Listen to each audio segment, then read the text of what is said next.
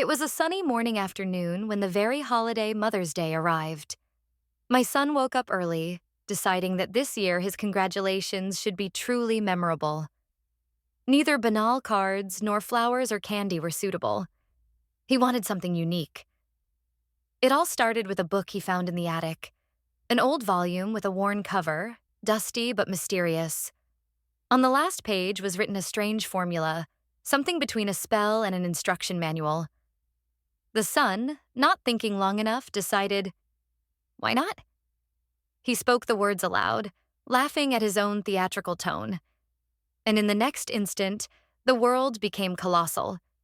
It shrank, down to the size of his little finger. And yet he remained fully conscious, healthy, even stronger than before. It was just that everything around him was now gigantic.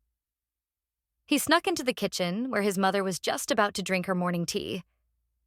She was as surprised as he was when she saw the tiny figure climbing to the edge of the table, waving its tiny arms and shouting, "Surprise!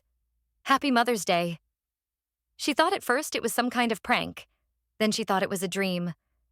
But when he brought her a cut daisy petal in the palm of his hand, which she could barely carry, she realized it was real.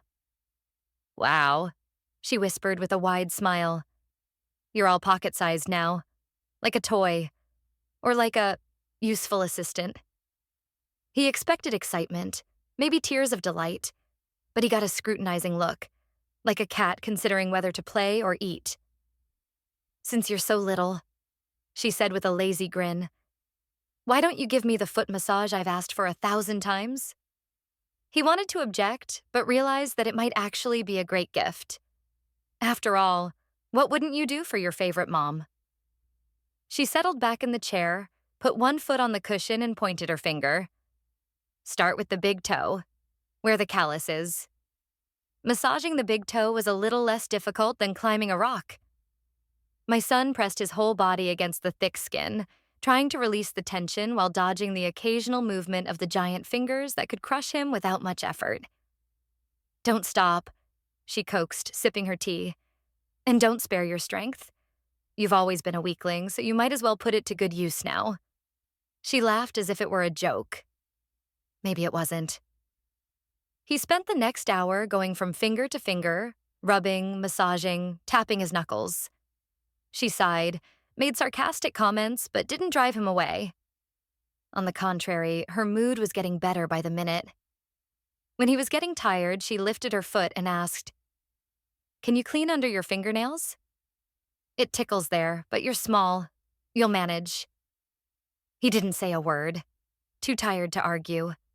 He crawled under the edge of his fingernail like a cave and began to clean as best he could. At one point, his mother almost dozed off, but before she did, she reached out and gently lifted him up with her fingers and set him on her palm. He sat up, breathing heavily. "You're even cute when you're tired," she said. "Why don't you keep this size? I'd carry you around with me, in my purse, or in the pocket of my robe." He just shook his head.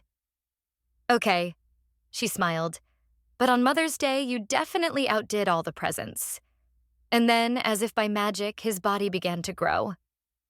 Slowly at first, then faster. A couple minutes later, he was standing in the room, again at full height, tired, sweaty, but satisfied.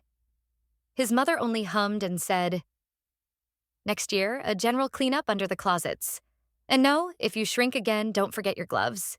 My heels are still there without a massage." He laughed. He couldn't tell if she was threatening or joking,